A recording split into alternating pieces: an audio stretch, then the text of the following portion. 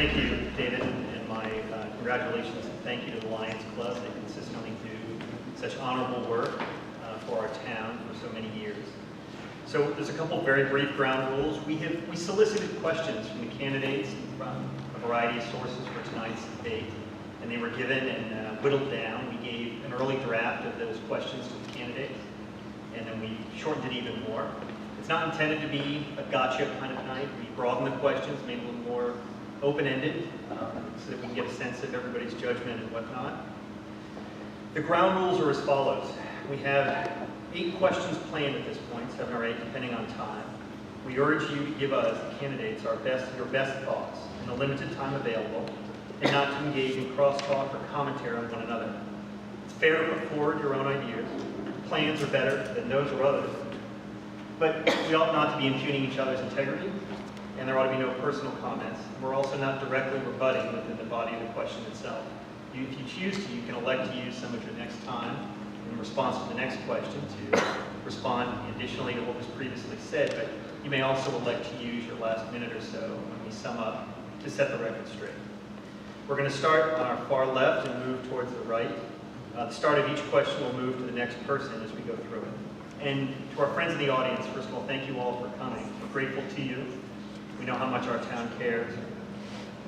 We would appreciate it if, we don't have time to go through questions, but if we can keep any sort of interruptions to a minimum, it'd be helpful.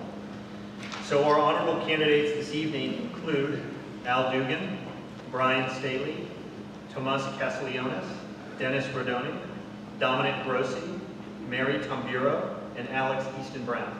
Thank you all for coming. Did I miss one? Yeah. Wendy? Oh, Wendy Callens, I'm sorry. You know what, Wendy, you weren't sitting when I did my names, but thank you, and welcome. Okay, so we'll start, Al, with you, or Mr. Dugan with you, and we'll move towards me. Please take a minute. There's a timer immediately in front of you, Bill Moore, who will let you know if you go long. Please try to respect the time and give us in a minute or so. Are they giving an opening statement? That's what this first minute is. To tell us your preparation and why you're prepared for the office of County Supervisor. Please. So 1 minute. 1 minute. I'm running for supervisor as I believe it is time for change in addressing the key issues we face now and for the future. I'm ready to protect our small town suburban rural character, assure Marin is fiscally sound, and restore transparency and engagement. I have a 24-year proven track record as an executive with successful leadership, management, and most importantly, financial and analytical skills. I was an underwriter for Lloyd's in London and created complex, multi-layered, multi-billion-dollar underwriting programs for such companies as Google, Amazon, Microsoft, Hewlett-Packard, and Apple. I have the expertise to examine the planned Bay Area. I did it during the last planned Bay Area and discovered that the population was 482% higher than it should have been. And that helped us get a reduced housing allocation. Thank you. My name is Brian Staley. I'm a third-generation Californian who was raised in Marin County. My wife and I have owned our home in Woodacre for 25 years. I've been a planner and designer for 30 years in Marin. My areas of expertise in the field of construction are envelope efficiency and sustainable design. As part of my career experience, I've become very familiar with all state and county codes as they pertain to building, planning, habitat, land management, waste and its treatment, and zoning. My job has required me to be on top of the latest policies, codes, and regulations in the various departments of the county. This gives me a unique leg up on how the system works. This insight has also allowed me the opportunity to see where changes can occur that could improve county efficiency enormously. My qualifications include my role and commitment to defending and protecting the rural character and natural resources of our communities, which is a responsibility I take very seriously. Thank you. So the question asks, what's my preparation in town? I'm trying to stand up now. My name is Tomas Castellanos. I'm a first-generation American Lithuanian, and I don't commonly talk about my awards and the kinds of things I've done, but I've worked for the last 25 years, and if you want to read the long history of what I've done, I've got some business cards with my personal cell phone number, and you can call and ask and check that out. But it asks what you're prepared to do. I'm a military reservist. I've got dozens of awards for meritorious unit awards. I'm wearing a pin from the White House. I've won a national all reservists in the country for my service to my community, not just to the military service. I've graduated from the Harvard Kennedy School of Government and Leadership program. I've done those things, and I'm still only 40 years old. I was thinking about the years I've been in service. Sorry, it's been a long day out in the sun. And in fact, I'm drilling this week and was working on our ship, the Berthoff, all week. Next week I'll work on what I do for FEMA. I'm prepared because when I was 26, I started managing. Oh, thank you. Thank you. Thank you for respecting the time. Hi, my name is Wendy Callens, and I've been involved in community service for over 30 years. My claim to fame is I'm the founder and program director for Safe Routes to Schools here in Marin County, which is a national model program. We have succeeded in bringing in over $30 million in safety improvements, and now 50% of Marin school children take a greenway to school, and you've seen some of our handiwork all around Corte, Madera. In fact, while every candidate here tonight will talk about reducing traffic, I'm the only one with experience actually doing it. I have a wide breadth of experience from my years of community service. I've been involved in issues as diverse as transportation, land use, housing, open space, health and safety, environmental protection, and climate change. I've always said government works best when it acts as a partner with its citizens. I want to be your partner as your next supervisor, and I'm here tonight to earn your vote. Thank you. Thank you. Good evening, I'm Dennis Rodoni. I'm proud of my record at North Marin Water District, where I helped keep the district on sound financial footing, became a leader in water reuse, and kept water rates reasonable. I understand county government and what it takes to run a government organization. I'm able to bring all sides together when difficult issues arise and bring those parties to agree on something. My priorities include senior care, environmental protection, land use, and transportation planning to maintain our quality of life. Corte Madera is a small town, and it deserves our protection. Thank you. Thank you. Good evening. My name is Dominic Rossi. I'm a fourth-generation dairyman from Novato. My family's been here for about 120 years, so continuing to protect West Marin is very important to me. But I'm qualified because of my leadership skills over the past 20 years, primarily in the agricultural community, where I've served as the president of many boards and committees throughout our community, including right now I'm the president of the Sonoma Marin Fair Board, which I'm a Governor Brown appointee to that board. And what has gotten me extremely involved over the past 12 years or so with regards to politics in Marin has been my work when I was president of Marin County Farm Bureau, working on our local coastal plan and our countywide plan. Those are extremely important issues, and I've fought very hard to make sure that the agriculture will survive and the environment will be protected. I built collaboration between the environmental groups and the ranching community, much of which had disappeared over the years. So that's something I'm very proud of and why I feel I'm qualified to be supervisor. Thank you. Hi, my name is Mary Tamburo, and I'm a singer by trade, but I've also spent the last 15 years of my life here in Marin County volunteering pro bono social media marketing for various nonprofits. I was on the founding board chapter of the Social Enterprise Alliance, which social enterprise marries the best of business to help nonprofits become more sustainable. And what got me into local politics was Safe Routes to Schools. It's a long story, so you can find out more about that on my website when I have some literature out there in the hallway along with everyone else's. And I believe what qualifies me to be supervisor is my ability to listen and my empathy. I have a very wide, diverse array of experience, life experience, and I think that uniquely qualifies me to represent District 4. So thank you. Thank you. Hi, This is Alexis de Brown. Excuse me. I was president of the Marin Union of Taxpayers. I've noticed over the last 40 years how too much development, too much traffic, and too many people have threatened our quality of life here.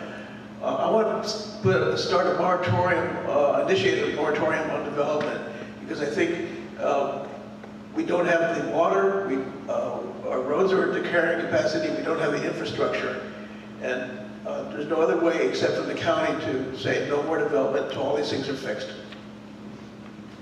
Thank you very much, and thank you, all of you, for maintaining on time. Bill, you're doing an excellent job.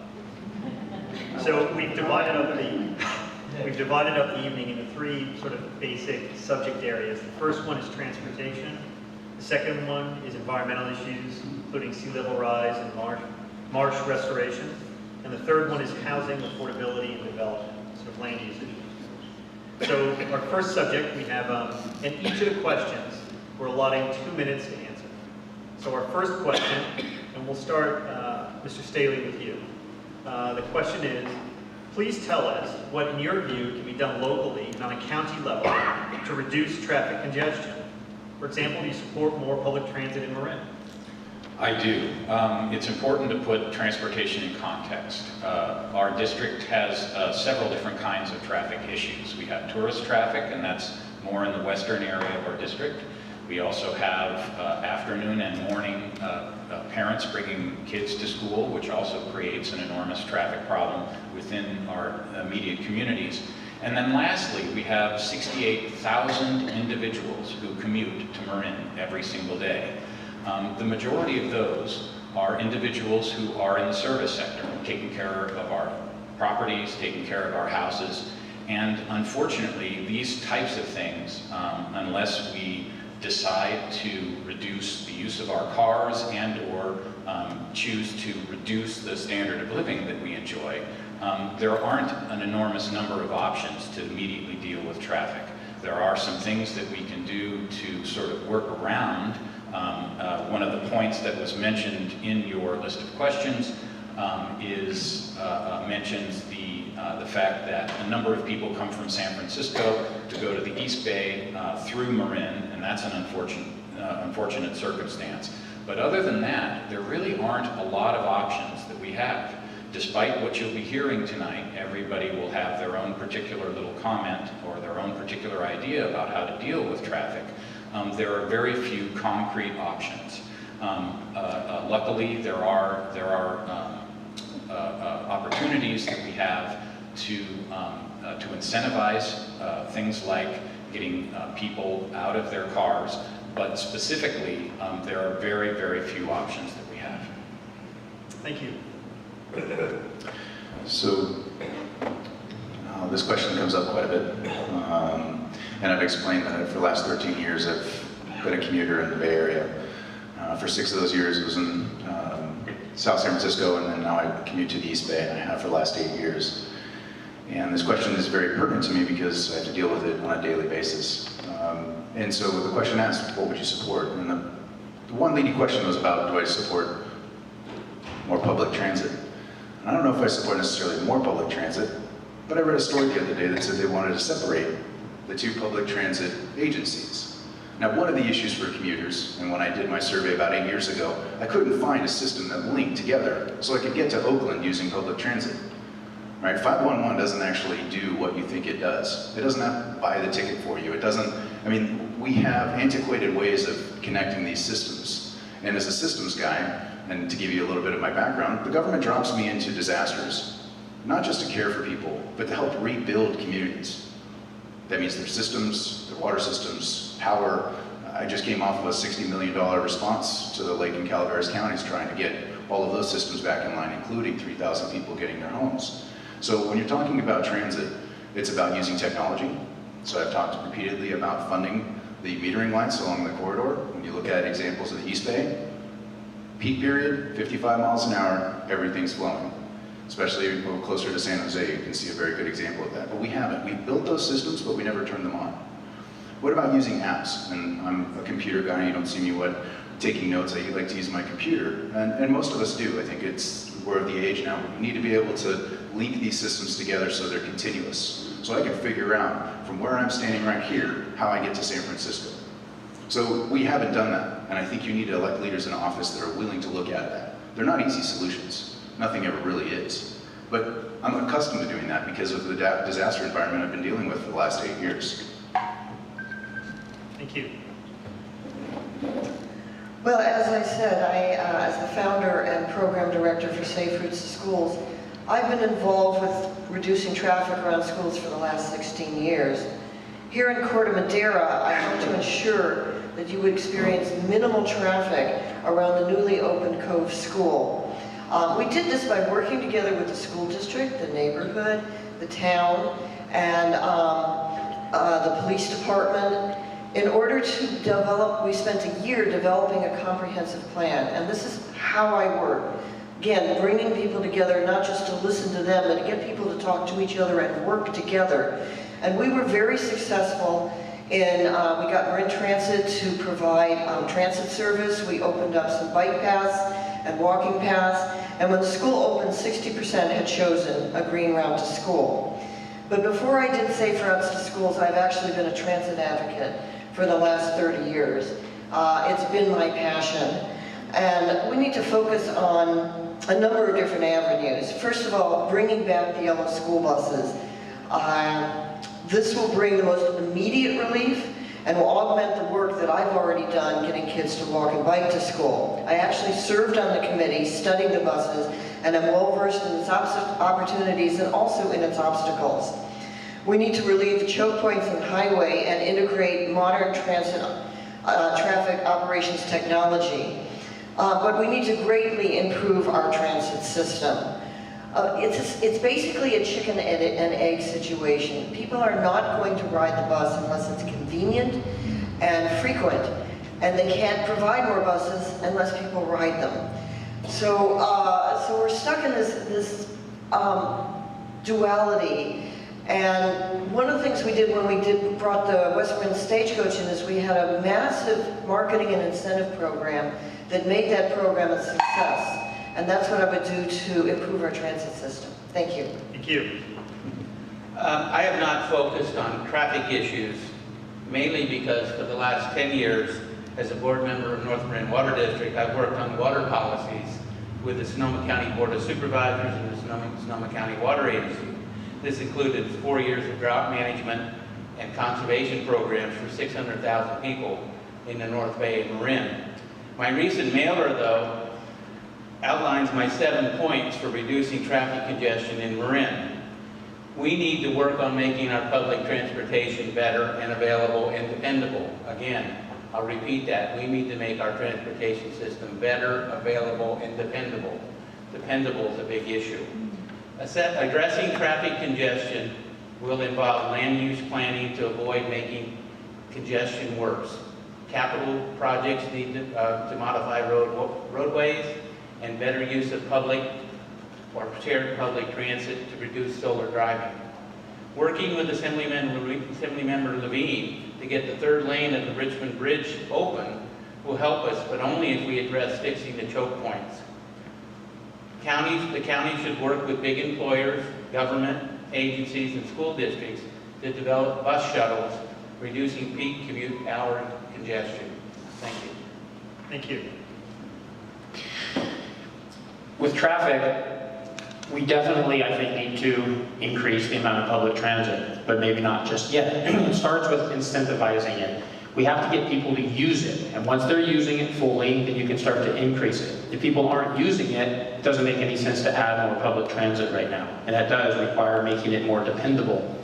So one of the things I think we do to immediately alleviate traffic is you look at the school bus program, and we need to expand that dramatically throughout all of Mill Valley, Corte Madera. Those are places that it would really be beneficial. The big question is, how do we pay for it? You've heard all of us have mentioned the Yellow School Bus program over the past 8 weeks, but how do you pay for it? I think that we need strong leadership to step up and start talking with our Golden Gate Bridge Authority, I think almost every driver who sits in traffic every day would gladly pay another 25 cents a day to cross the Golden Gate Bridge if we could alleviate 20% of their traffic by creating a county-wide yellow school bus program. So that way, we would take that much traffic off the road. In addition to that, there's many other things to do. You've heard it mentioned, opening up the third lane, which I think is important, and especially the causeways that get you there. The direct route from Corte, Madera to get up, a direct route from 101 over to 580 is key. And I know that's coming up, that question, but it's also very important. So we need to be diligent about working with the city of San Rafael to get their approval to work with us. You can't just go out and dictate it. And then of course we need to work with Caltrans. And that requires having good relations with Senator Mike McGuire and Assemblymember Mark Levine. And we need to have them stand up with us and fight for these things because our county is in desperate need of help in traffic. Thanks. Thank you. Yes, I do support public transit, but I do believe that we need to assess what we have right now before we propose any changes. I've been as I mentioned in my opening statement, what brought me into wanting to run for office was a controversial Safe Routes to Schools project in my own neighborhood that did not really alleviate traffic. But one of the reasons that it didn't alleviate traffic is because when they first proposed it, several years had passed before they actually found the funding for it. So instead of, blaming Safe Routes to Schools or any one or two particular entities for that mess that was created in our neighborhood, it was an opportunity for me to assess the entire system. And for about 2 years, 70 hours a week, that is what I did. I became completely obsessed with traffic.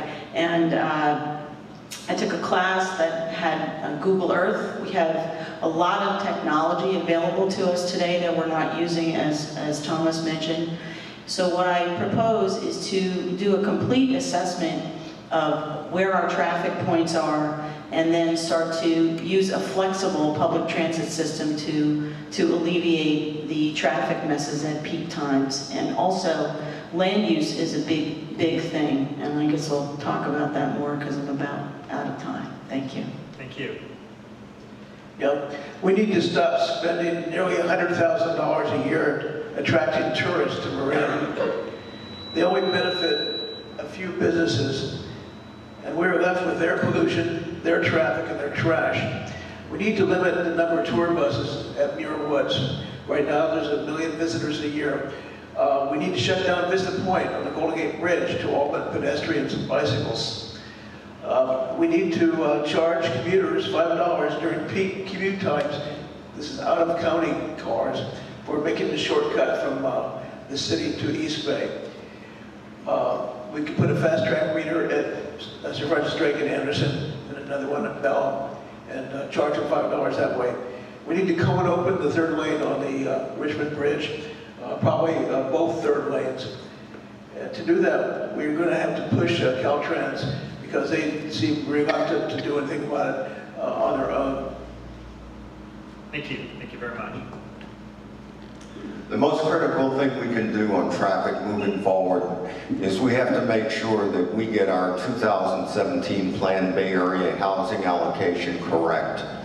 I've been working extensively on this, and I know the chief economist, Cynthia Kroll, at the Association of Bay Area Governments, and I've been working with them on the range of numbers that are going to be passed down to Marin and the cities. We've got to get that right. Excess development results in excessive traffic. It's simple. More people, more cars.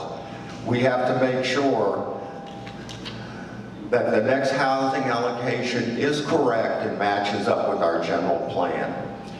I would also want to do a cost-benefit analysis of the use of school buses in the morning to reduce traffic. Anybody that drives when schools are out notices immediately the difference on 101. I support completing the Novato Narrows. That'll help 97,000 drivers. I actively oppose Strawberry PDA and the Larkspur Station plan. Both would have added excess traffic and would have paralyzed Central Marin. We need to open the third lane of the Richmond Bridge, but once completed, we have to monitor the East Bay traffic to assure we're not overwhelmed by the East Bay traffic. We may even have to look at a reverse toll if it's used excessively. Thank you. Thank you very much, and thank you all for those thoughtful answers. So our next two transportation questions have already been touched on by some of you in the previous answer. You should not feel obliged to use the entire 2 minutes if you don't need it. But this next question is, a pinch point of local traffic locally is the lack of a direct connection between 101 North and I-580 East. Will you, as supervisor, advocate for a direct connection be constructed in San Rafael? And I assume I'm next. Please, Mr. All Castellano. right, thank you. So, as I said, I'm a longtime commuter. One of the suggestions, and the questions actually got edited, the ones that was sent, that said, you know, we need to open up the third lane Richmond-San Rafael Bridge. Does anybody remember a piece of the Richmond-San Rafael Bridge falling off and into the bay? It was about 2004, 2003. I got joked at work because they're like, hey, you drove from Marin, did you fall in the bay? And people don't recognize that that bridge is constantly under maintenance. So adding a third lane, though it seems like a good idea, when you look at the traffic congestion, it's about the toll road on the east side, and it's about congestion of transit, and just trying to transition into those 2 lanes, because most people shotgun through into San Quentin and then get onto the other side, and it's about transition. So metering lights would certainly help that. And so when I suggested in previous candidate nights, we really do need to build a proper transition from 101 to the 580, and unlike Dominic, I don't support that being on Sir Francis Drake. We're not going to build Sir Francis Drake into a 4-lane road. It needs to come from the 101 to the 580 so we can articulate where traffic should be flowing. And I strongly believe that that's probably going to solve that critical solution there, but it doesn't solve it in Corte Madera and Mill Valley as you continue down. And so that's what I would support, and to be respectful of the question, I will end there. Thank you very kindly. Okay, well, I was just driving north on 101 and saw the backup of trying to get onto 580, and it's definitely, we need a direct connection. This is one of the choke points that I was talking about. And unfortunately, when it comes to transportation projects, nothing happens quickly. It probably will take a decade to fund, permit, construct. But I will fight to get a direct connection included in the next regional transportation funding measure. And I'll also say what's needed is, you know, 5 to 10 million right now to make improvements at Bellum and Sir Francis Drake near Country Mart to reduce the crushing access to the Richmond-San Rafael Bridge. And I want to just mention, a lot of people have talked about that third lane on the bridge going out to bid next month. And it's going to be completed sometime in 2017. So none of us really are going to be involved in speeding that up because we won't be in office by then. I think one of the things that's important to know, though, that even as we take care of these choke points, there's a thing called induced traffic. Traffic is like water, it tends to fill up all the crevices. And if you open up lanes, what you get is more cars. And so what I want to explore is water transportation. I think we need to look at opening up another ferry terminal and getting ferry service to the East Bay and also ferry service to Vallejo, because that's where a lot of our workers are coming from. And I think that would greatly reduce traffic without putting more cars on the road, because when you expand transit, you take cars off the road. Thank you. Thank you. Certainly the most important role, my job of supervisor, is to work with other city and local governments, including special districts. That cooperation between the county and all those entities is the most important part of my job. Certainly working with San Rafael, Larkspur, and Corte Madera city councils on a solution for the 101 North and I-580 interchange would be a priority of mine. In fact, a priority to do that in the first year, to come up with a solution that everyone can agree on. I'm not saying we're building it, I'm saying we're going to have a solution of what we should do. The county should be a leader in this discussion and build a consensus among all agencies and cities. Thank you. Thank you. As I mentioned earlier, working with San Rafael is extremely important to make this happen. But as Dennis just mentioned, the other agencies, Caltrans is one of the main hang-ups as well, having a direct connection. They have certain requirements that would prevent us from just going directly from 101 to 580 near the Bellum off-ramp. So we would have to work with them. There would actually need to be some policy changes for Caltrans to be able to make all of this happen. But that's what we need to do. We need to build that collaboration and work with all the different cities and the agencies, as was mentioned. So I think it's absolutely necessary to do so in order to get the 101 580 exchange open. Thank you. Okay, again, I believe that we really need to assess the times and the routes and the pinch points. We all, we know from when we're traveling, oh, here we go. We want to avoid Sir Francis Drake at all costs because we know it's going to be backed up. But I do also believe in water taxis and more expanded ferry services, Wendy mentioned. I think that's a good idea. And again, it would have to be assessment before we plan anything. We just throw an idea out and, oh, that sounds like a good idea, but if it's not thoroughly thought out, then it doesn't solve the problem. Thank you. Water transport and trains seem awfully attractive, but are you really going to get out of your car and get on a ferry or get on the train, go down the end of the line, try to figure out how you're going to get over to Home Depot or whatever shopping you're going to do, and then come back, pay all that parking, pay all that fare? I think the people that think that SMART's going to save us are sadly fooling themselves. I think it's a fraud on the taxpayers. And the freeway connection would have to be built on the ridge top up above Bed Bath & Beyond and above Rembart's Brick Hill. It would be picked up at the top of Cal Park Hill and run over to San Quentin. Do we really want that open space made into a freeway? And will it really help anything? Sometimes it seems like if you build a freeway, all it does is fill up. It doesn't really make things better. So I think we need to think about these things a little more before we jump into them. Thank you. I believe we need to examine the options for how to best improve the connectivity between 101 North and 580 East. And we need to have those discussions with Caltrans and San Rafael. But since I have 2 minutes, I want to mention 2 other points that haven't been addressed in these questions, and I think are critical. I will work to resolve the pension unfunded liabilities that are currently at $638 million.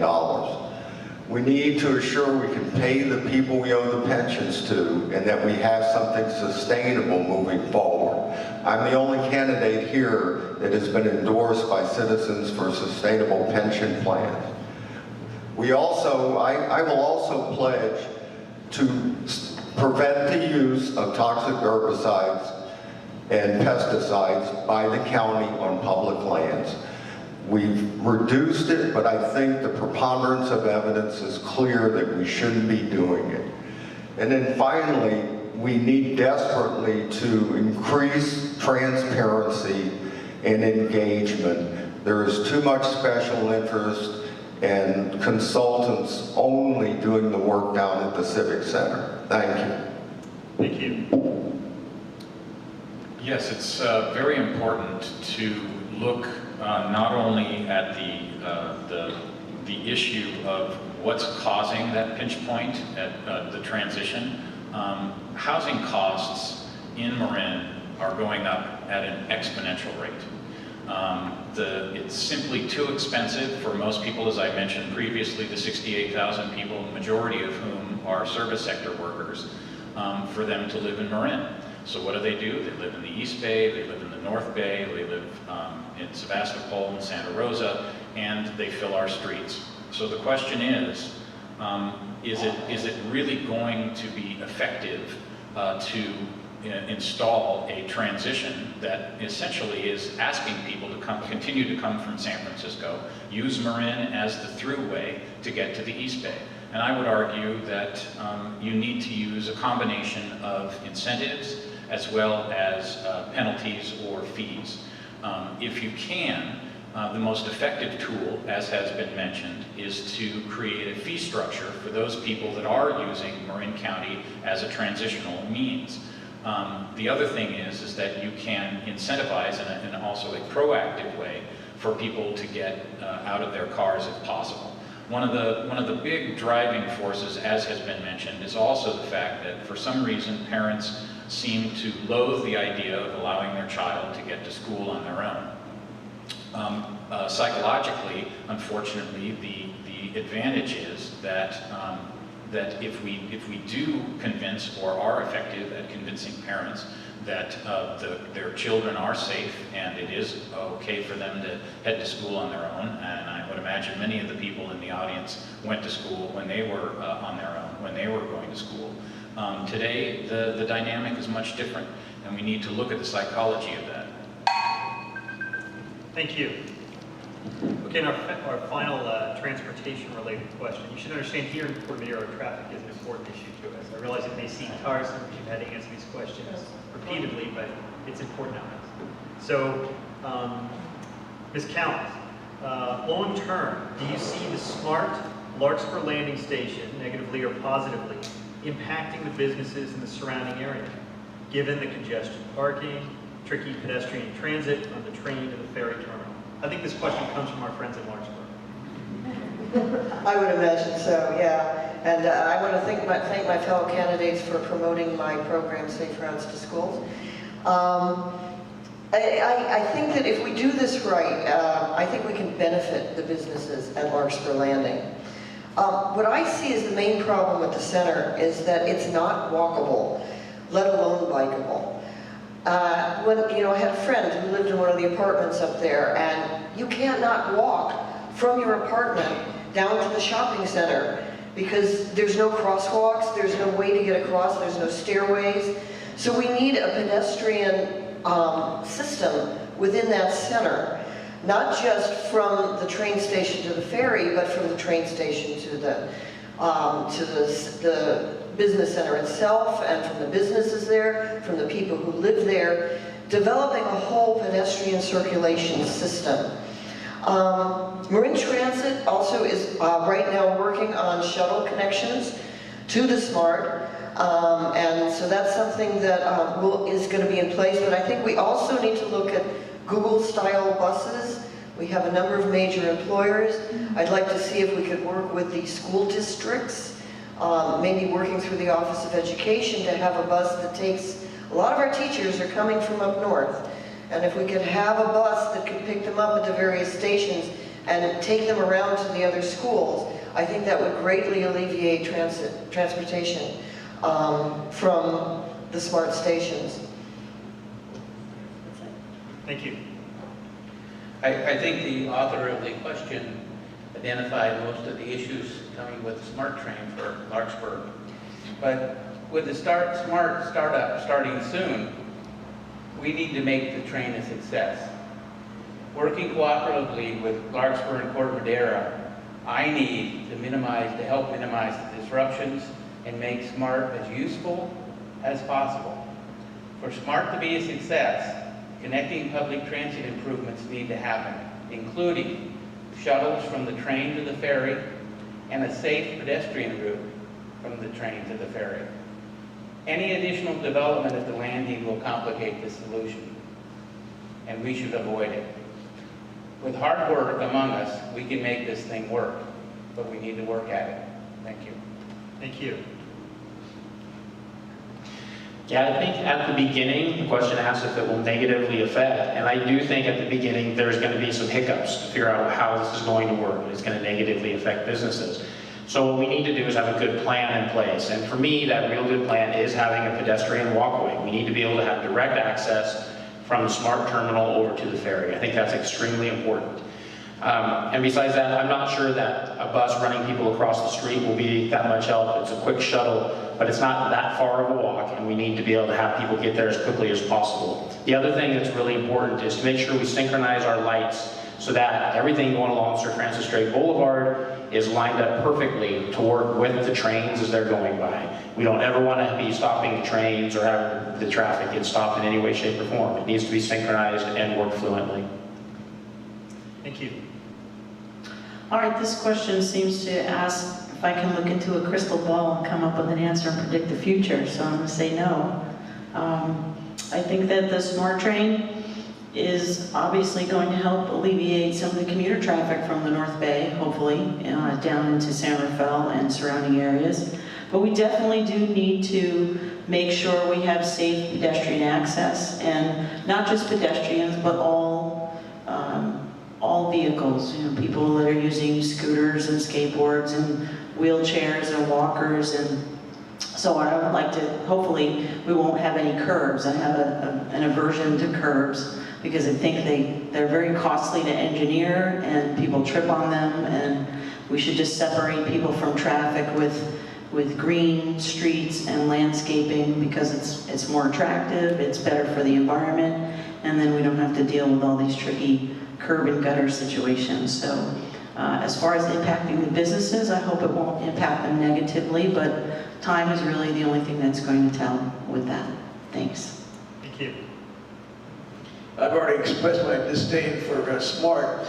But if you think there's going to be problems in Larkspur, just wait until you see what's going to happen downtown San Rafael when the train starts coming through and the traffic gets fouled up.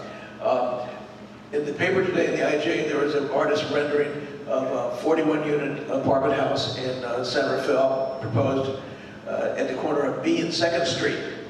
And B Street is an appropriate location because it looks like a hive. It's like Windcup's little brother, and it's that same architectural format that all of San Rafael is developing, which I call the San Rafael Gothic School of Architecture. Tremendously ugly and tremendously out of scale. So at least with Windcup, you have Andy's Market coming in. They're going to be good for the community. But I was going to mention that the LA Times said this week that Kinsey met secretly with developers to improve coastal development, just like the politicians in the county approved the pension enhancements illegally between 2002 and 2008, taking us from a surplus to an unfunded pension liability in excess of $1 billion. Thank you. I did not vote for SMART, but SMART got voted in. One of the key issues with SMART is their planning is always reactive planning. They are never proactive planning. I think it's going to be a disaster in San Rafael with SMART, and I think they haven't done anywhere near a good job of planning through to Larkspur.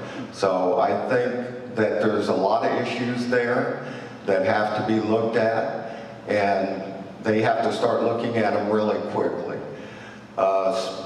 SMART is going to be a commuter train. So there are going to be a lot of opportunities for businesses at either end. People are going to be on their way in and their way out. And even of more concern is the financial outlook for SMART. With its increased senior debt payments scheduled to rise with the start of operations. I would not be surprised if SMART was not back for future tax increases for a measure in the near future. Thank you. Thank you. Since Wendy had mentioned that I support Safe Routes to Schools, I should qualify my support and say that there is a fundamental danger in what Safe Routes to School does, as Mary had indicated, in certain communities, and in particular semi-rural and rural communities. What Safe Routes to School primarily does is try and create sidewalks and safe routes. Sidewalks are absolutely out of character for many communities in Marin County. And in Mary's case, in her community, they were totally out of character. So we really need to be careful with the kinds of rolling out of certain types of infrastructure, depending on the community and the character of the community, which is something I'm very concerned about. It's important to put, again, this subject into context. In the 70s, we had the opportunity to have BART as part of an infrastructure in Marin. We voted it down. In the 30s, we had one of the finest and most gorgeous electric trolley systems in Marin that you've ever seen. It was always on time. We ripped it out and replaced it with automobiles and buses. These are choices that our community has made over and over again. So the question now is, will SMART function as what it's intended? Well, the way it's been rolled out so far is it's been done in sort of a piecemeal manner because people don't like to take big, expensive bites. So right now, SMART essentially is in a phase 1 or phase A, if you want to call it that. And over time, the state and the county will be looking to get more funding from both the state and the federal government. And at this point, the federal government has offered to acquire and provide additional trains, but the problem is the infrastructure is just not adequate for what their intention is. So we'll see into the future whether or not they'll be able to provide the kind of service that we expect for commuters. Thank you. So, give you a little bit of background. I may not necessarily have worked on traffic, but I've worked on transportation systems. And when I was a planner for the Southern California earthquake, when I just helped complete the Bay Area earthquake plan, how many in the room have planned for the evacuation of 1 million people? I have. And so it's not just about these intricate systems. I have a complexity to my experience that allows me the opportunity to be able to look at some of these things as systems and work with a very complex group of people who have, right, they own different systems, whether it's the waterways like the Coast Guard and some of the Bay Area groups, or if it's the transit systems like trains and roads. So I use those as examples to give you context to my answer. I don't believe as a commuter that it actually will hurt businesses. As a commuter, if I've got a half an hour, I'd probably drop into Marin Brewing and grab a beer. Or I might walk through that shopping center while I'm killing time for either the ferry or the train. And I see that sort of transit shopping occurring when SMART comes in. And I voted for every tax increase for SMART. And the reason is I carry a BART and Metro card. And if you don't know what Metro is, it's the DC system. I don't rent a car when I go to DC. And I have to go to my headquarters and our offices there. I ride Metro everywhere I go. And I ride BART every place I can go. So if I go to the East Bay, if I go to Walnut Creek to visit our friends in Cal OES, I take BART. I don't drive my car. And so I understand those systems that they really need to do, and it really is just a block. Most people can handle that. And I think that that's what we should be invigorating is a community that's invigorated to want to get outside, to want to do those things. And if you want to see somebody do something, I would encourage you to look at my Facebook page. I swam 13 miles about a week and a half ago, and I try to embody that persona. So, thank you. Thank you. And that ends the traffic discussion for this evening. The next section of what we're going to be discussing a little bit is environmental issues. Now, what I've observed in the papers and when I've watched previous debates and things that you've all written or presented on, is there's a lot of very thoughtful commentary about West Marin. And we all know here in Corte Madera how unique and important West Marin is, but these questions are directed to some extent to us, to our community, to Corte Madera. So at least for one brief shining moment, Corte Madera will be the center of the universe. And so, Mr. Rodoni, you're the next question here, which reads as follows. Almost 40% of the homes here in Corte Madera were built on marsh, and they're close to sea level. Do you support Measure AA to fund the SFA Restoration Authority projects? And or what other support can you offer us for sea level rise prevention and mitigation?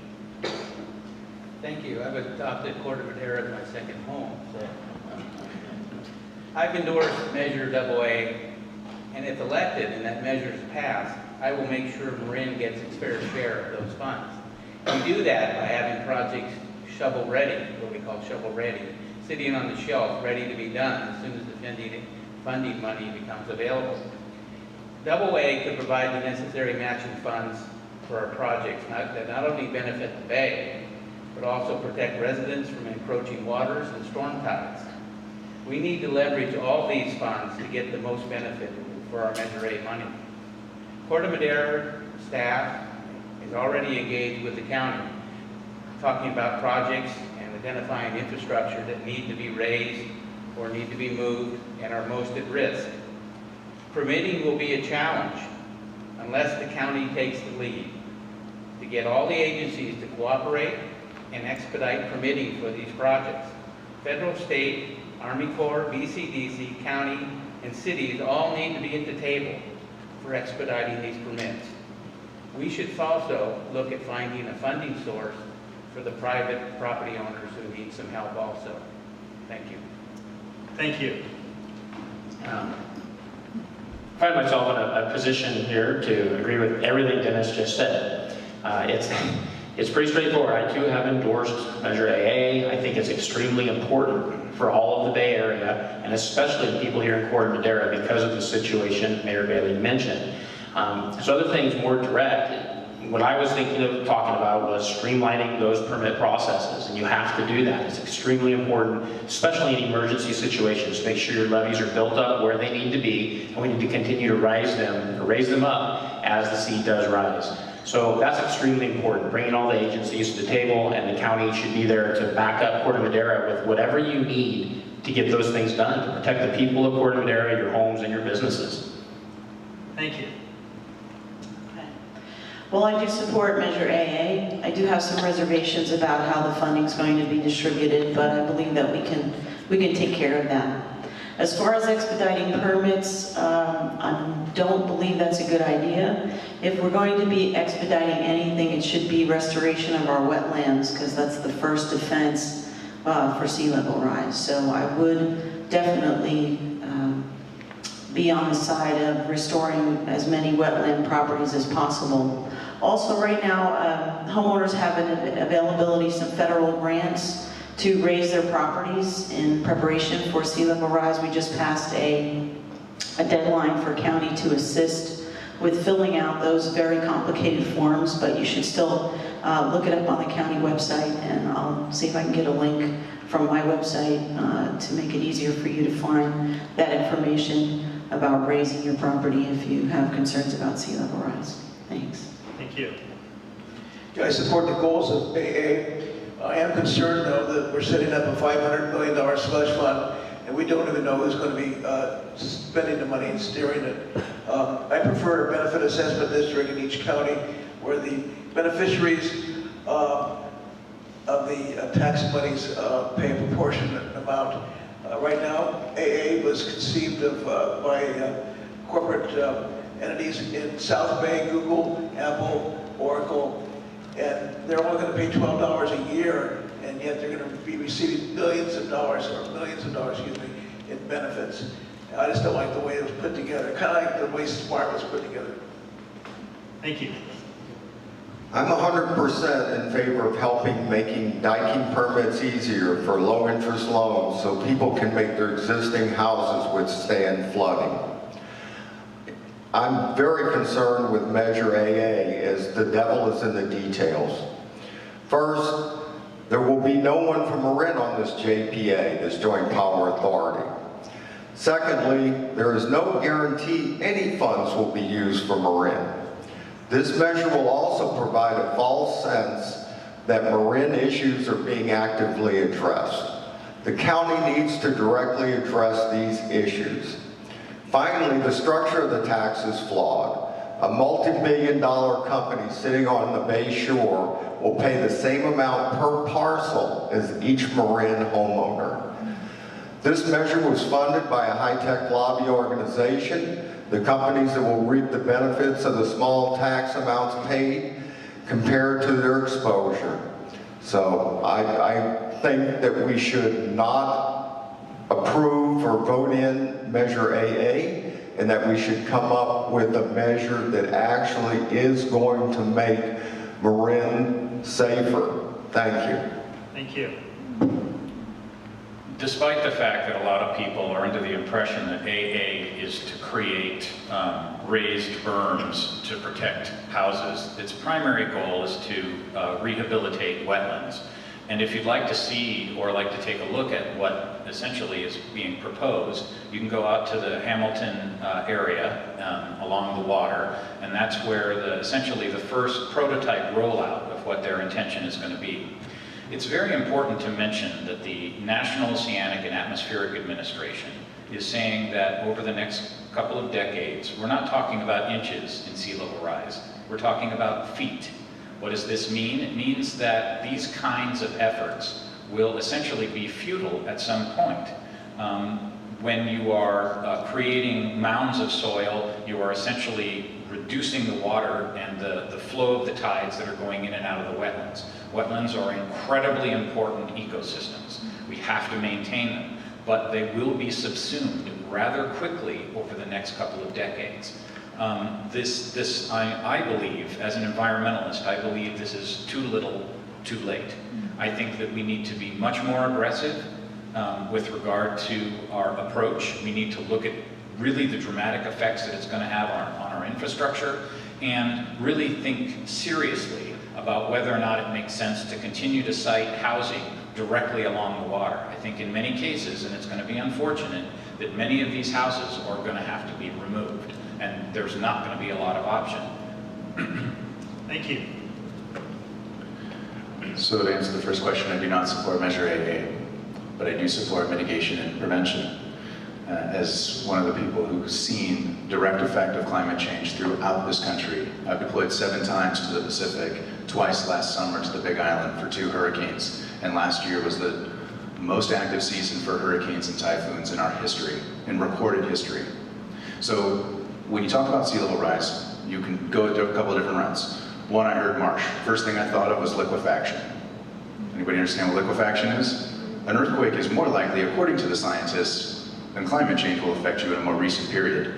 When I was the board of director for the Nevada Fire District, I staunchly rejected the emergency operations plan as a poorly written and unexecutable plan. And you have emergency managers that may not necessarily understand that. And you, as Corte Madera, need to clearly understand what you have in terms of a plan, both for liquefaction, but then for sea level rise. When it comes to sea level rise, you're talking about local flooding, right? So it's catchment systems, it's divergent systems to slow the water flow so that you don't have an immediate impact. And I've called for greater retention of a lot of our rain systems because most of that, all of it, is drawn from the ocean. If you look at rain systems, that's where they draw their moisture, directly from the ocean, and they drop it on. So when you go to the Gulf, they can't get rid of that water because that water came from where it came from, the Gulf. So that's why they stay flooded for a week to 2 weeks, because the water has no place to go. So you have to be able to let people into office that understand. I kind of feel like I'm in a fishery that people see a flashing thing and say, hey, more taxes, sweet. But that's not really the case, because there's a tax compression. People are saying, why is it so expensive? Okay, well, you're gonna have AA. We have Measure B up in Nevada, right? Con wants an increase, Nevada schools want an increase. All those bonds are coming. We have 16, I believe 18 ballot measures coming up in November. So there are ways around that. How many are aware that the Corps of Engineers actually built the Hamilton Field project?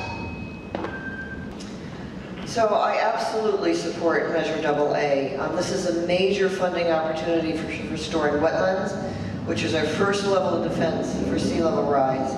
I was out walking in the Corte Madera marsh the other day with Phyllis Faber, who's one of my endorsers.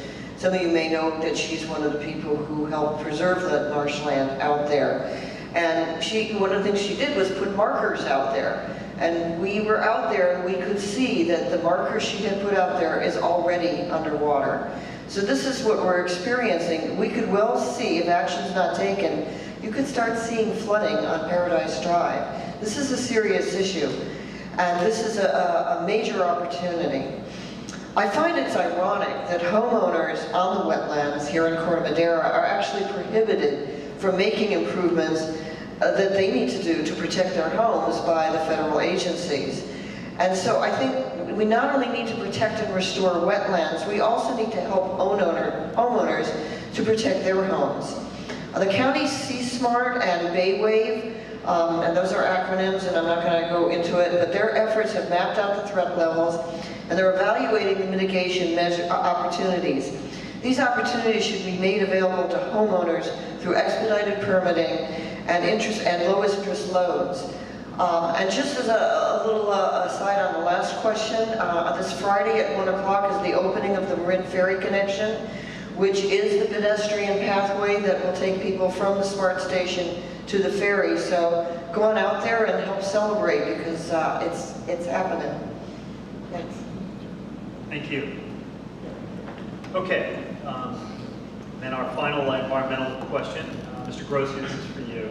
It's intentionally open-ended, so you can say what you like to it. What are your biggest environmental issues and/or environmental concerns in our county?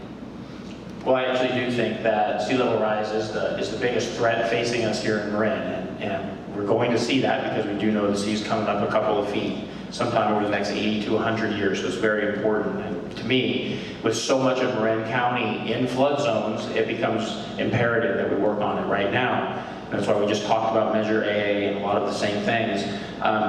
And Wendy just touched on the CSMART, so the Collaborative for Sea Level Marin Adaptation Response Team. They're making suggestions and working on this already, which is extremely important to try to figure out what the best mode of action is to protect all of this as we move forward in the future. They're making recommendations to the local coastal plan, and hopefully the local coastal plan will pay close attention to that to figure out what the best methods are and what we need to be doing as a community to protect ourselves. The other thing we need to do is look at what's causing sea level rise. I mean, we're just Marin, we maybe can't make a big difference, obviously nationwide, but we have to pay close attention to it. It's all about carbon sequestration, the warming of the earth, and something we should be proud of right here in Marin is the Marin Carbon Project. Okay, so John Wick started this project about 10 years ago, and it's very, very important, and we're building baselines to see exactly how much carbon we can pull out of our air, and that's something that's really important. If we can start to slow that down and increase carbon sequestration, that's going to benefit the environment overall, and hopefully, if we get the whole world on track, we'll start to slow down the sea level rise. Thank you. Okay. Well, I have a number of environmental concerns, but I would have to say the one that I think is most important for Marin is the threat of overdevelopment. And I'm in agreement with Alex here, where I really believe that we need to put a moratorium on development and stop issuing variances on properties so that they just keep getting larger and need larger support personnel, which increases our traffic. I'm also concerned about, plastic waste in our waterways and an increasing amount of garbage in our streets.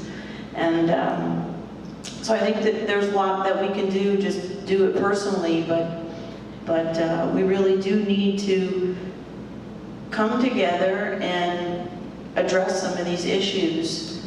And it really does start at home. And I really look forward just to the opportunity to work more with you and the county, and thanks for your time. Thank you. Yeah, I've already covered what I wanted to say. I just want to add one thing. The 4th District has historically been a West Marin district, and I live in Lagunitas.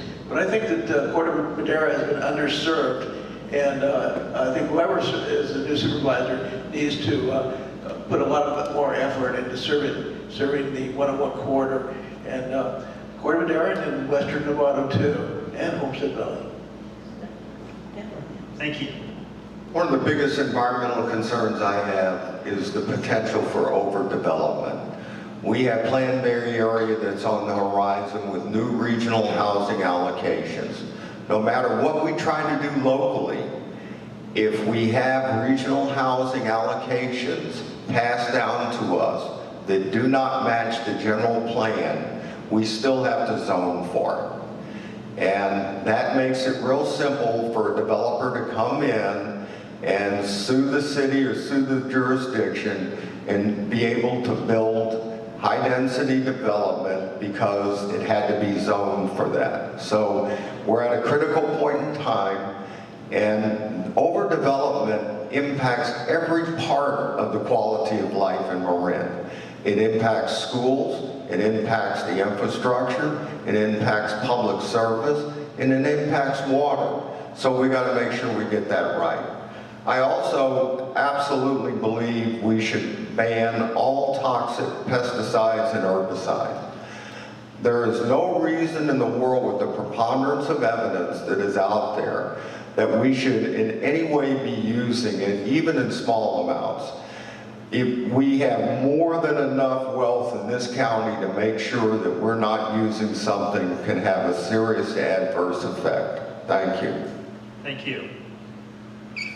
The two bodies or organizations in the county that are right now in the process of dealing with housing and dealing with density are the Coalition for a Livable Marin and Marin Against Density. These two groups are adamantly opposed to one another. Wendy's a member of the Coalition for a Livable Marin, and I'm a member of Marin Against Density. So you can tell right off the bat that the two of us are essentially on opposite sides of this one. My primary concern in terms of environmental issues are, I would like to say that I am completely opposed to what Dominic had mentioned about the local coastal program. In the local coastal program, it allows for an enormous amount of new development in the coastal areas. Specifically, it allows ranches, a total of 8,000 square feet of new housing. It allows 5,000 square feet of new processing facilities. It allows on-site retail sales, possibly down dirt roads. So it's essentially the idea was to empower ranches and farms to give them tools to be able to continue to be viable, but what it really does is it empowers developers who would purchase a land, a ranch, and turn it into essentially what is often referred to as a rural estate. These kinds of events are the very things that threaten, as Al had mentioned, threaten every aspect of our infrastructure, our traffic, and really offer enormous potential impacts in the future. Thank you. So I finished my last question talking about the Corps of Engineers and mitigation and prevention. I'll give you a quick background. For 14 years, from 2001 to 2014, basically an environmental and hazmat specialist. I was attached to the Pacific Strike Team in Nevada and deployed all over the country in addition to my work with FEMA. So going back, the Corps of Engineers and FEMA actually provide mitigation and prevention funds. Yeah, I mentioned the Hamilton project, but most of the, about 70-ish% of the waterways and the levees in the United States are managed and governed by the Corps of Engineers, and they have $100 million in funding. So we should be electing people who are going to go and seek that funding to use our tax dollars that we pay for to bring it back to Marin to be able to mitigate that. So the question is about environmental impact. I noted before I don't really use paper. Has anybody ever heard of the Samoa Pulp Mill up in Humboldt? Okay. Well, I'll tell you, it was a plant, a paper mill, and one of the most, could have been one of the worst environmental disasters of our time, because they had 3 million gallons of caustic material in, I'm not kidding, brick silos. And we worked with EPA to pump all of that stuff off, and I saw hydrochloric acid, I saw chlorine, I saw lye, all of it sitting on a strand of beach. On one side was the Pacific Ocean, the other side, Humboldt Bay. So I bring that up, try to get rid of paper. I want to go litter free, so I started a hashtag litter free Marin to get rid of paper signs and all the other stuff that's littering. But I also think fire danger, and you said environmental, but fire is a danger, and an environmental one at that, because West Marin right now, because of our urban-wildland interface, is at great risk. An unbelievable risk. I talked to a fire chief just last week, and he said the fire risk right now is unimaginable. And we need to be able to let people who are going to understand that and help to mitigate that. Empower communities to be able to work their own systems, put more money into the TAM crew so they can clear those ways. And I've got many more ideas, so I suggest you go to my Facebook page or website so you can see those ideas. Thanks. Thank you. Well, for me, it's hands down, it's climate change. We've talked about sea level rise, which is the result of climate change, but there's also the cause of climate change. And here in Marin County, we pride ourselves on our environmental ethics. We've done a tremendous job of protecting our natural resources, of preserving open space. We've all but eliminated toxics and pesticides in the use of our open lands and public lands, and cleaned up our creeks and restored our wetlands. And yet, Marin County has one of the highest carbon footprints in the Bay Area. And we are actually above the national average when it comes to our carbon footprint. So we still have a lot of work to do. Where does it come from? Most of it comes from our energy use in our homes, but 60% of it is in the transportation sector. So it all kind of comes full circle back to transportation and the way we get around. But it also has to do with all the various things we do in our lifestyle. I wrote a Marin Voice early on in the campaign about one of our programs. I'm on the executive board of Sustainable Marin, and one of our programs is Resilient Neighborhoods. How many have heard of Resilient Neighborhoods? A few people have, and this helps, in many ways, it brings people together in the neighborhood, And they come together and they develop a plan of how they're going to reduce their, basically go on a carbon diet. And then they execute that plan. And as a group, as a neighborhood. And I think this is a wonderful way to do things. One, because it actually, does something, gives people an opportunity to do something. And it helps people to start working together and creates that sense of community that bonds us. And so I believe that this is a threat, but just like many of the things that we have done in Marin, I really believe that we have the opportunity to address this in a very creative way. Thank you. I'm the only candidate here endorsed by the Sierra Club. In fact, it's the 4th time that they've endorsed me in my political career. We're blessed in Marin, to live in Marin, one of the best places on earth. The natural beauty of our parks, open space, and agricultural land is an integral part of our quality of life. But this amazing environment endures not by good luck or chance. It took real leadership and the public's commitment to protect what we now have today. And that is what is at stake at this year's election. County Supervisor's race. Who is the best person to defend our natural heritage? We need an environmental champion to defend our corner of the earth, to protect our parks and our small towns from tourist overload, and our agricultural lands from subdivisions, and our bays and estuaries from oil spills. We also need a supervisor who is not hesitant to confront the looming challenge of climate change. I'm the only candidate who addresses climate change in my official candidate's ballot and statement. Marin County has a responsibility and the ability to reduce our carbon footprint. Addressing climate change can't be an afterthought. It belongs to the top of the county's environmental agenda. These are things we expect of our new supervisor. Thank you. Okay, so that finishes our environmental section, and we're down to housing affordability and development. Let me introduce this next question in this way. Here in Corte Madera, the single most intensely debated issue has to do with land use and development. And my observation has been over the last few years that people, incredibly good-hearted, well-intentioned, well-informed, come and say very smart things about pro-growth or anti-growth or something in between, but often diametrically opposed. Diametrically opposed. And it is it's caused a divide in my own community to some extent about people who, we all want the best for each other and for the world about us, but man, we have different views how to accomplish that. And that's where this question is directed at. Ms. Tambureau, you're up. And the question is as follows. Do you recommend that the county take steps in support of affordable housing in Marin? Do you foresee the county getting involved in any local zoning or development proposals? I know, 2 minutes, right? But good luck.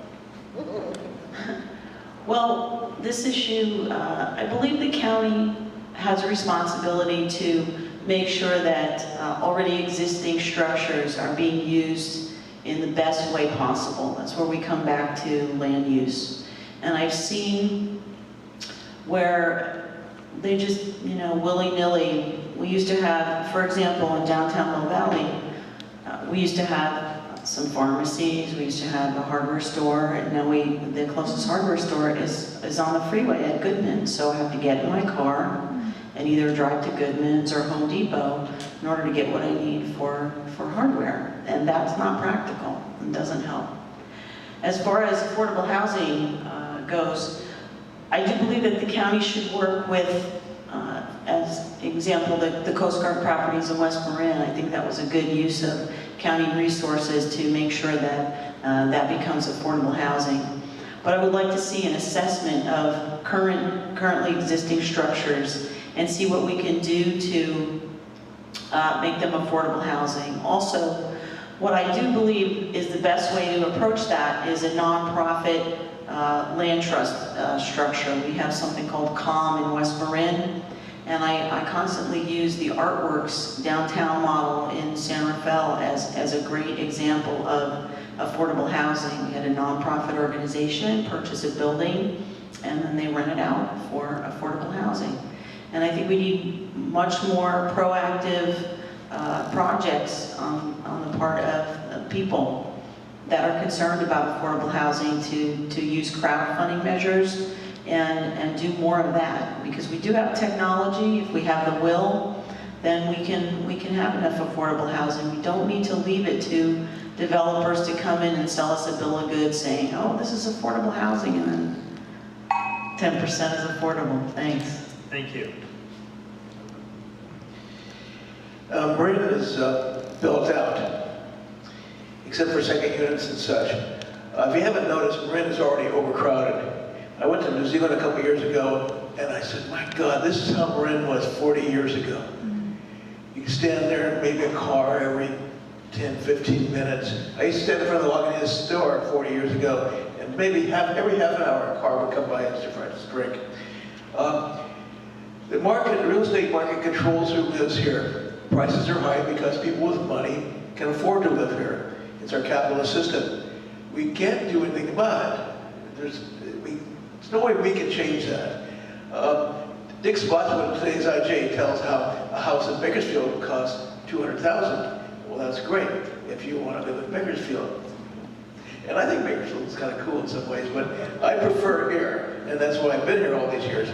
So my wife commutes from Lagunitas to Richmond every day to teach. And so that's cross-commuting. And it works for her fairly well. But some problems are just unsolvable. And I think this whole thing about affordable housing, affordable for whom? And do we really want more wind cups? Do we want more people? Think about it for a second. Do we really want more people? When you're driving down the street, going to the store, do you really want more people here? Thank you. I support the same position as the California Department of Housing and Community Development. All future development should be 20% affordable. I have been a supporter of Habitat for Humanity. I think this is an excellent program to allow people that can't afford a down payment to be able to own a home using sweat equity. I believe the affordable housing model by the Rotary Club in Nevada is by far the best, and it's for affordable housing for seniors.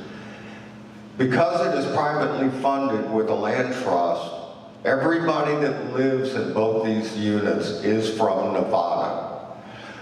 When federal funding is used for affordable housing, a lottery of the entire Bay Area is used to decide who lives there. There's a case in point is Warner Creek Senior Housing built by Eden Housing with federal funding in Nevada. There were 61 units. And after the lottery, only 9 citizens from Nevada got an apartment there. All the rest were from all around the Bay Area. So when people start talking about building affordable housing for the people of Corte Madera or the people from Nevada, you got to make sure you know what kind of affordable housing it is. And then finally, the county has a duty to take care of the affordable housing that already exists. The county has failed to do maintenance and safety upkeep for the Marin Village, and we should be doing that. Thank you. Thank you. Yes, it's important to mention that the county just completed a series of hearings on this very subject. The supervisors essentially unanimously decided that they would not do rent control, and their primary focus will be to acquire existing affordable properties as become available, and then turn them over to nonprofit organizations for them to maintain. They've done that in Point Reyes, they've done that in my community in Forest Knolls, they've done that in Fairfax. But the problem is that they really don't add any additional new units. It's only acquiring existing housing. There's a number of proposals that are pending that are very concerning. One of them is San Quentin. It's possible that San Quentin at some time in the future will be closed. That pretty much guarantees that there will be an enormous development proposed for that. Also, there's quite a bit of property around Larkspur Landing that is also being eyed by many developers. These represent an enormous number of new housing units and could have an absolutely massive impact on our community. The last thing I'll mention, oh, and I should do a quick correction. A number of my cohorts here have mentioned that they would like to see 20% and that as affordable automatically. The county actually currently does have a policy that any new housing will be 20%. And the reason I think that there's a little bit of confusion was that only 10% of WinCup ended up being affordable, and that was due to the fact that the Corte Madera Town Council was responsible for that and not the County of Marin. Lastly, I want to mention the Grady Ranch proposal. This is a George Lucas property that's already been built, and he has a proposal pending for 100 affordable units and 100 elderly units. Thank you. So I wrote an article that's on my website. It's the Housing Octopus, the Many Tentacles of Marin. I'm not going to try and repeat that, but I do ask that you go to thomasformarin.com to read that article for you. And I'm not going to try and restate that article because I actually think there's some places I'd like to really explore. One of which is the investment pool for the county is about $600 million. And I posted both on Facebook and on my website about what could we do to pull a little bit of that and come up with an investment strategy into Marin County. Right now, about 75% are in Fannie and Freddie bonds, and I'm just not a proponent of that. I would rather see that money invested back into Marin. I also talked about green investment. One of the opportunities I didn't take on the last one was I'd actually like to create more mobile communities. A lot of our roadways, and I've tried to transit from Novato to central Marin, and it's not easy. It's not a connected system that makes it easy for people to be able to transit. And with the way that electric bikes are going now, you don't actually have to be a world-class cyclist to try and get around Marin. You can actually buy fairly achievable stuff. But I also want to bring up a recommendation that I would support as a Marin County Supervisor. There's actually more Coast Guard housing that's available to us. I've tried for 6 years to try to get the bachelor's officers' quarters in Hamilton returned and use that for veteran intermittent housing so that people could get back on their feet and we could use an education program. But a lot of those homes out there, more than a dozen, including an apartment complex, have been abandoned by the Coast Guard. And we can actually bring that in, use some of our investment pool, and be able to get some of our public employees. If you remember, the County of Marin already has 2,000, and we have so many more, 11 cities and 52 special districts that have public employees. Couldn't we just invest in those, be able to keep that as real property for the community?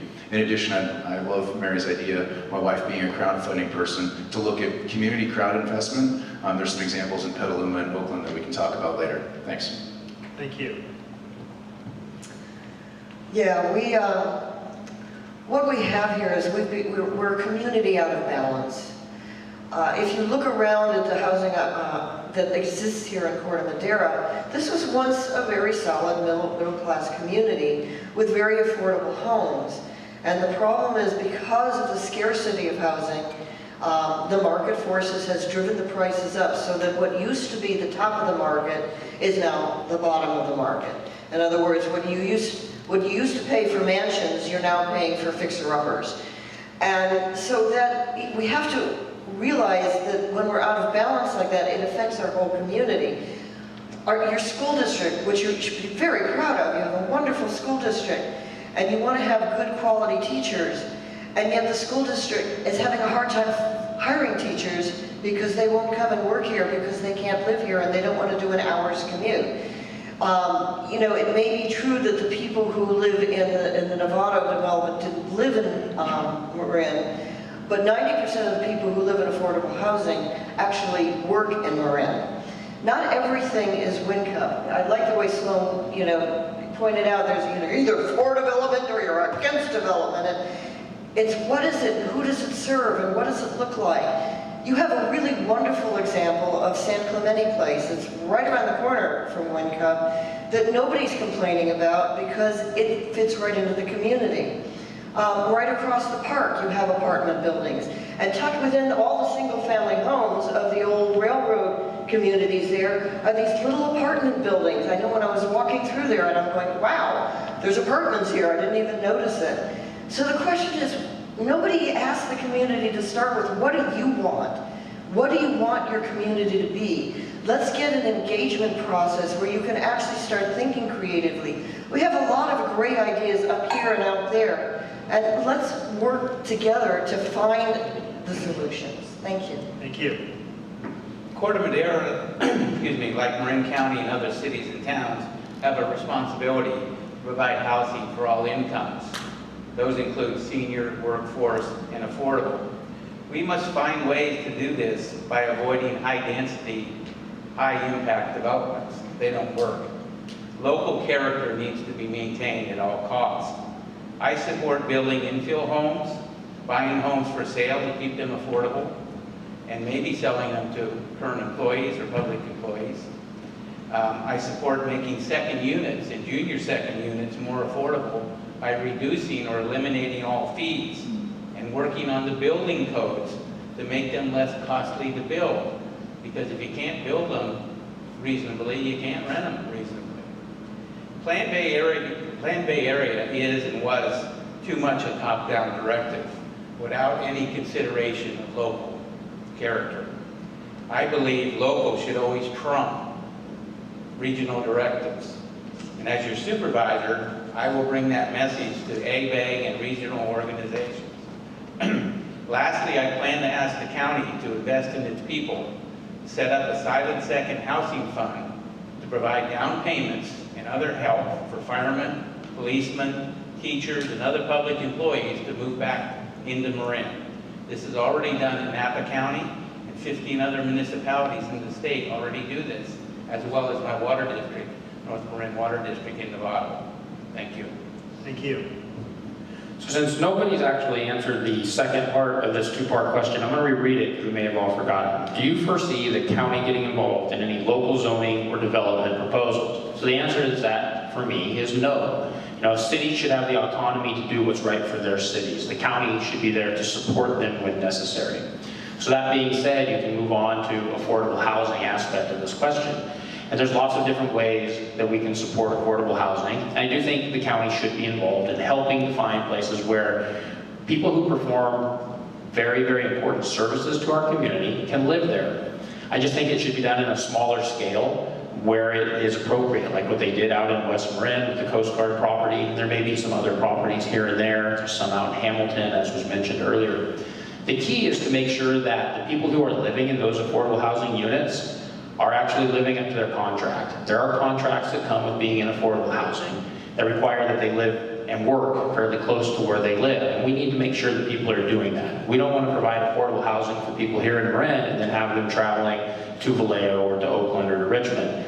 We want them here working in Marin, and I think that's extremely important. So providing second units is also, I think, an opportunity for some people that might want to jump in on junior second units. I think that's an important part for people that want to increase a little income or have someone live in their home to help take care of them. We all know we're an aging community, and so I think it's important that we make those options as easy as possible from permitting. Thank you. Okay, so our final question in this part, and then we'll wrap it up after that, has to do with age-friendly Corte Madera. So let me introduce it in this way. Our town is 100 years old this year. And our Centennial Committee. What's that? I look at day over 99. Thank you. Our Centennial Committee and others, many of whom are here, are in community pillars, are here in the audience with us, have done lots of great things for our town this year, and will continue to do so. One of those things is called age-friendly Corte Madera. Patty, you're here somewhere, aren't you here? Patty Stolier and Carla Condon have really spent, as well as many other people in the audience, have spent enormous number of hours getting this designation. Hopefully you've had a chance to either heard of it before or found out what it is. We're very proud of it here. And our final question is, Corte Madera is now internationally recognized as being, quote, age-friendly, unquote. Do you support this initiative on a county basis? And if so, what could you do to help? Mr. Easton Brown, I think you're up. Yeah, sounds good to me. Okay, very good. There is one thing that I want to talk about that's important to me. In the 70s, before we had so many people, Beryl Buck left a bequest, now totaling nearly $500 million, to the ordinary people of Marin. On behalf of the people of Marin, I think it's imperative that we look again at the funds and ask if they are being used as intended on the ordinary needs of the ordinary Marin residents, helping with tuition, catching up on tax payments that are in arrears, or getting the kids' teeth fixed. are the administrative salaries and expenses too high? And is Mrs. Buck's will truly being followed? Thank you.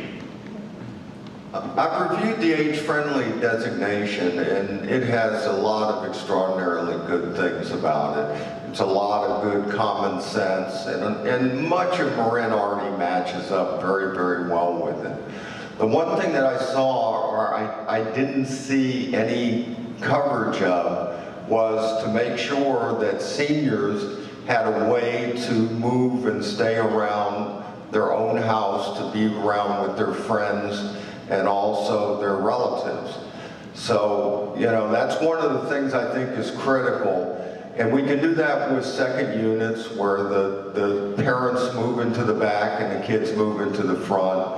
But more importantly, we have to be able to create senior affordable housing like the Rotary Club that I mentioned earlier, that allows people to live in Marin, sell their house, downsize, and continue to live in Novato and be able to be with their friends and relatives. Thank you. Thank you. When asked, most elderly people primarily indicate that it's services that they're looking for and the ability to stay in their home long-term. Obviously, the support necessary for that increases somewhat because you need medicines to be delivered, you need food to be delivered in many cases, because as we age, it's less likely that we're able to move around. It's less likely that we're able to drive, so it basically forces us to be in place. Given the fact that the number one thing that people want to do is to stay in their homes, we need to be able to provide that. We need to be able to incentivize that. The other thing is that if we don't have those kinds of services, as supervisor, it's incumbent upon us to make sure that those services are available to people, and right now they're just not available. The other thing I'd like to mention is, and unfortunately I have a limited amount of time, as of my last answer, I mentioned Grady Ranch. Grady Ranch, unlike many other development proposals, is one that's being offered by George Lucas, half of which, 100 units, will be elderly. Now, the advantage to this particular one is that it doesn't require new structures to be built. There are already existing structures. So really all you're doing is you're taking an existing structure and you're breaking it up into small units so that people can live in this location. I think this is the kind of model that Marin really needs, to be able to take existing structures without creating massive new development, and to be able to offer the kinds of services and housing that will allow people to remain here in Marin. Thank you. All right, so I'm going to apologize in advance because I want to respond to somebody one of the candidates said, and then I will get to the question. But I've heard Dennis talk about the Silent Second program, which the fire district did away with in my first year because of the program and some of its issues. But I looked at the financials, and they've defaulted on 20% of the loans they provided. In this year's budget, they have no money allocated for that program. So I find it very difficult that he's presenting that program as a solution. Going on to the age-friendly question, I wrote an article in the Marin IJ, and I articulate very specifically about some of the issues that affect, and I have I did have two age parents. My father passed away 2 years ago. We had some very significant issues related to independence and access to healthcare. He was suffering from cancer. We had trouble getting him to each and every single appointment, getting prescriptions that were easy and flexible to be able to get to.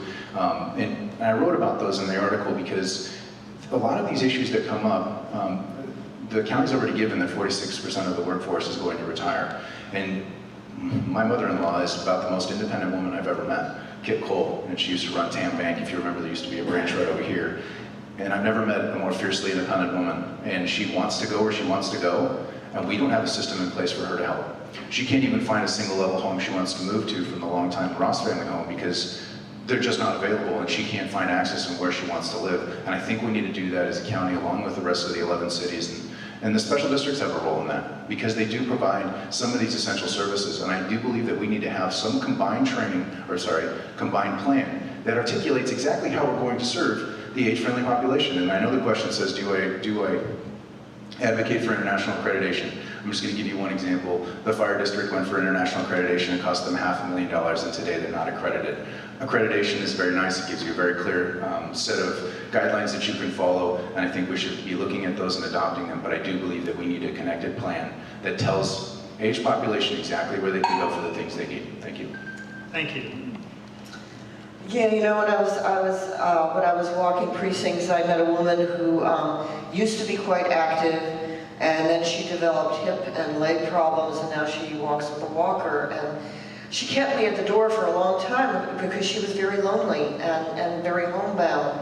And so I really applaud what Corte Madera is doing to help people to really be able to get out of the home and into social situations. I understand some of the things that you've been doing is going in and helping do repairs on homes, which I think is incredible. There's a lot of senior services around the county. There's senior lunch programs, there's senior transportation programs, but I think you guys have gone the extra mile. I'm very proud to say that the California Alliance for Retired Americans, they asked all of us to fill out a questionnaire, and I'm the one who came out who ranked the highest on my answers. So I think it's important not only to help those who are frail and need help, but you know, a lot of us seniors are quite robust and quite active. And the other side of that is having active programs where, you know, we can get together with other people and get involved and engaged and do exercise programs, but also be involved in the community. One of the things I like to do is get seniors involved in our walking school bus program. Because, you know, people like to be useful. They don't want to, you know, just be put up on a shelf. And so I think that there's, you know, we are an aging community, and there's so much we can be doing to support really ourselves, because we're all going, if we're not there already, we're all going to be seniors at some point or another. Thank you. So, just so you know, the North Marin Water District has a Silent Second program. When we started, we had 4 employees living in the district. We now have 14. It's a terrible, terrible program, I can tell you. It didn't have that much success. Anyway, 75% of Marin is over 45 years old. So having age-friendly policies at the county is not even a question in my mind. It's a necessity. Seniors remaining in their homes with transport, meals, health care, and other available support available should be the priority of our county. It's certainly a priority of mine. As former chairman of the Coastal Health Alliance Board, a medical care nonprofit, and chair of the assisted living facility for West Marin seniors, I not only recognize senior needs, but have worked to solve those needs, and will continue to do so as supervisor. Continue to prioritize senior needs in this county with continued and expanded funding for all senior services, especially those that keep seniors in their home. Thank you. So I got to say, when I started reading up on the website about age-friendly Corte Madera, I was blown away. I think this is a really, really cool program that we should definitely expand throughout all of the county of Marin. We need to work on public-private partnerships, I think, to help generate that additional funding. There's, you know, looking at the pictures of people getting into each other's homes and doing that performed maintenance that a lot of people can't do on their own. There are people out there and private companies that would probably help to fund a lot of those things. And I just think we really need to expand upon it. I like the idea also of bringing young kids into it to help as well. We need to teach that next generation, you know, my youth, my kids.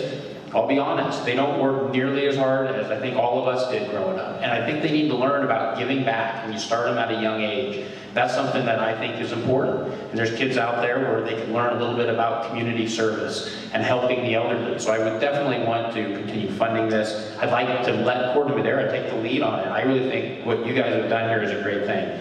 Working with the county and helping them learn exactly what you do. There's a lot of services out there, but it's really about communication, and that's really what you guys do, is you communicate to your elderly population what services are available. And I think that's part of the problem with the rest of West Marin, or all of Marin, is they don't know exactly what services are available to them. And I think this program is really, really a great program. Thank you.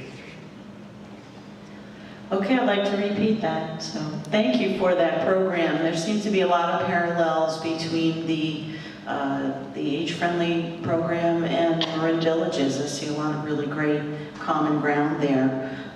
One of the things that I'm also familiar with are senior playgrounds, which I found through my work with the Community Built Association, which is a group of artists that go into communities and help them build the things that they want, like things like barn raisins, like community centers like this. So, you know, 2 thumbs up for that, and thank you so much. And of course, we would like to expand these great programs, and thank you for setting the standard. And it reflects a community. As a community gets older, we need to adapt, we need to be flexible, and that's pretty much it. Thanks. Thank you. Okay, so we're going to wrap it up with a final minute where we would ask you to please summarize why should voters vote for you. And then after that, I'll have a few concluding comments, and we'll allow the people to speak directly to you. But why don't we start bookended? Mr. Dugan, if you would lead off, please. Sure. We've talked about a lot of things tonight, but one of the things we haven't talked about is what this job is all about, is providing governance and direction to staff, and also taking care of over $500 million operating budget. That's what this job is about.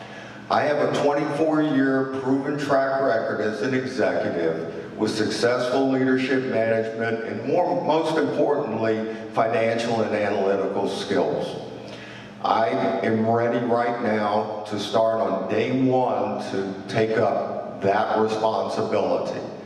The next most important thing is we've got to get the regional housing correct for 2017. I can't tell you how critically important that is because it impacts every aspect of life, of the quality of life. And I am capable of doing that. I've been working on it. Thank you. Thank you. I'm running for supervisor because we need strong leadership to assist our communities to adapt to recently enacted county and state policies which will bring unprecedented change to our communities and our neighborhoods. We need a county supervisor with real experience in policy and planning issues who will be a steadfast advocate for residents and the environment. I have the experience necessary after spending 3 decades as an advocate working to improve the health of our communities and addressing development pressures in Marin. As supervisor, I will bring my planning and green building experience to bear and make fundamental improvements in the way the county does business. Since 1991, I've been staying abreast of all changes in the county, and in particular, development proposals and policy changes. As the current chair of the San Geronimo Valley Planning Group, I have the responsibility to familiarize myself with all planning and building proposals in the district, whether it's road repair, new infrastructure, new codes, or a big development proposal. So I get it. I probably make people uncomfortable because I'm direct and I'm honest. But that's really served me well, especially over the last 8 years. I've earned the respect of mayors, county supervisors, even governors throughout this country for my work. And it was codified in a congressional testimony that was given from my work in Alabama and really working with very diverse communities there after some tornadoes had gone through most of Alabama. You probably remember Tuscaloosa, but that entire state was impacted. I'm going to take that into the Board of Supervisors. I'm going to tell you what I think, and I may have a point of view, but I will accept your point of view and even read even harder because I want to learn and understand what your perspective is and then what my outlook is over my 25-year working experience in so many different industries. I think that's lacking in a lot of our elected offices, but I especially believe it's lacking in county government. And that's what you're going to elect. Somebody who's going to run a $500 million operation, 30 special districts, and this is a home rule state. There are 2 types, Dillon and home rule. That means from the governor of the state directly to the counties is where that power lies. And that means that we oversee the 11 counties, 11 cities and 52 special districts. That's a big job. Thanks. Thank you. Can you give me a 30-second warning, please? Okay, great. I have experience in every part of the district, east and west, and I'm the only candidate here who can brag that. I know all of the supervisors, I know all the elected officials in the county, and I have their respect. I'm a proven leader. I've been running a nationally recognized program. I was given the League of Women Voters Bunny Lucetta Leadership Award. And I've demonstrated that I can take a problem, work in partnership with many diverse people. I listen very carefully, and I get other people to listen to each other, which is even more important. And we develop solutions that last. I've been endorsed by the Marin Democrats, the Young Democrats, 3 Unions, dozens of elected officials, and many, many other people that I don't have time to list right now. But tonight I hope that I have earned your support as well. My pledge to you is that I'll listen to every perspective, approach our problems systemically, and I will always do what's best for our community. Please go to my website, wendykallens.org. That's Wendy with an I, Callens with a K. Thank you. Thank you. As my community service record indicates, my passion includes caring for elders, protecting Marin's natural environment, and Marin's small town character. I am deeply committed to serving our district and our county. My experience in local government and as elected office holder gives me the experience necessary to start working day one. I understand how county, state, and federal governments work and function, and I know how to make them function for the County of Marin, County of Marin and District 4. Please vote for me June 7th. I'm all in for Marin. Hope you are too. My deep roots in this community in Marin County are very important to me, my family heritage. So continuing to protect what we have is extremely important. We need to make sure you have someone here who believes in Marin County as much as I do. We want to keep this, preserve it for all of our children in the future. And I think one of the things that makes me very qualified is my ability to collaborate and work with people. Working with the environmental organizations and the agricultural industry like I did over the past 12 to 14 years, and bringing new ideas to the table that people before never even talked about. So that ability to collaborate and the ability to lead. My leadership has been recognized by the Governor of California, and more recently I have been endorsed by the North Bay Leadership Council and San Rafael Chambers of Commerce, people that recognize leadership and know that I'll step up and do what's right to take care of Marin County. Thank you. Okay. Well, I'm the very untraditional candidate here, even though we have a few of us that haven't been elected, and we're pretty new to this. But what I bring to this, potentially bring to the Board of Supervisors, is the ability to represent an underrepresented portion of the population. I spent my childhood in Section 8 housing. I've been homeless twice. I have escaped an abusive situation. I've been nominated for a Leadership Scholarship at UC Santa Cruz while I worked my way to get an AA at Foothill College through many gigs, between gigs, part-times. I'm a survivor, and I'm an out-of-the-box thinker, and I think that's really what we need. The Safe Routes to Schools project in my community really hit home for me because even though we exposed that there was false information on the application, it went through anyway, and I think we need to change that. So thank you for your consideration. Thank you. Yeah, the Pacific Sun has new ownership now, so they're not endorsing people any longer. However, 4 years ago I was endorsed by the Sun when I ran for the State Assembly, and they said I would be the best person for the district. The IJ, Dick Spotswood, a couple months back said that I was an only in Marin combination of a progressive and a tax watchdog. So I'll take that. And then he refined it last week by saying I was a progressive libertarian with a small L. So that's neither here nor there. The Pacific Sun, I wanted to say the Chronicle called me an iconoclast who thinks outside the box, and who's an anti-politician. So I guess it covers it. In this week's, in fact, today's Pacific Sun, I have a letter about critiquing the coastal plan. It's called Stop This Madness, and it's in today's paper. Thank you. Okay, so those are really thoughtful responses, and I appreciate it from all of you. You're welcome here in Port Madera. You're all well-mannered, civilized, and smart, and if I could vote for you for President of the United States, I would vote for any one of you. I learned a lot. One thing, our good local Department of Public Works asked that I remind you that signs are not allowed in our public right-of-way, and they will be zealous about enforcing that.